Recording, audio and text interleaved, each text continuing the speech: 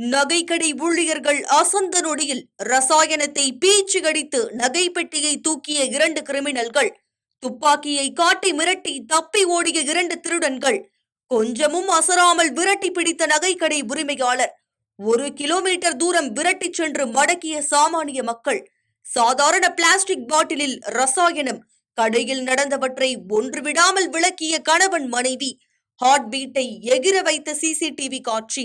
சேலம் மாவட்டம் ஆத்தூர் கடைவீதி பகுதியைச் சேர்ந்தவர் தான் வைத்தீஸ்வரன். இவரு அப்பகுதியில நகைக்கடை ஒன்றை நடத்தி வராரு. இரவு நேரத்துல சரியா 8:45 மணிகளவுல இருவர் நகை வாங்குறது போல வந்திருக்காங்க. அப்போ அங்குள்ள நகைகளை காட்டிக் கொண்டிருந்தப்போ ஒரு நபர் கையில் வைத்திருந்த ஆசிட் பாட்டில நகைக்கடை உரிமையாளர் வைத்தீஸ்வரன், அவரது மனைவி செல்வலட்சுமி மற்றும் கடையில் பணிபுரிந்த வசந்தி ஆகியோர் மீது ஊற்றியிருக்காரு. தொடர்ந்து அங்கிருந்த 80 பவுன் நகையையும் கொள்ளையடிக்க முயற்சி செஞ்சிருக்காரு. சுதாரித்துக் கொண்ட கடை உரிமையாளர் வைத்தீஸ்வரன் அந்த நகைகளை பிடுங்கிய போது ஆசிட் ஊற்றியும் துப்பாக்கிய காட்டி மிரட்டியும் அவர்கள் ஓட முயற்சி செஞ்சிருக்காங்க. அதுல ஒருத்தர கடை உரிமையாளர் மடக்கி பிடிச்சிருக்காரு. மற்றொரு நபர் கடை வீதி வழியா தப்பி ஓடும் போது அப்பகுதி மக்கள் விரட்டி சென்று 1 கிலோமீட்டர் தூரத்துல மடக்கி பிடிச்சிருக்காங்க. அந்த நபரிடம் துப்பாக்கி இருந்ததால அந்த துப்பாக்கியை காட்டி பொதுமக்களை மிரட்டி இருக்காரு. தொடர்ந்து பொதுமக்கள் அந்த நபரை பிடிச்சு போலீசாரிடம் ஒப்படைச்சிருக்காங்க.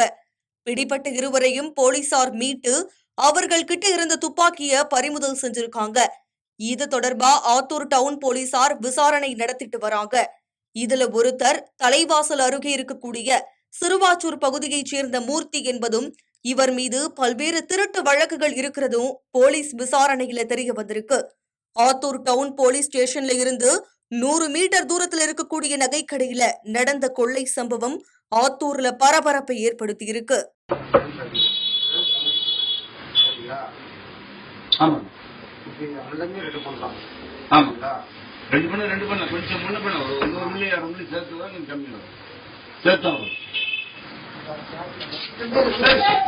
கொஞ்சம்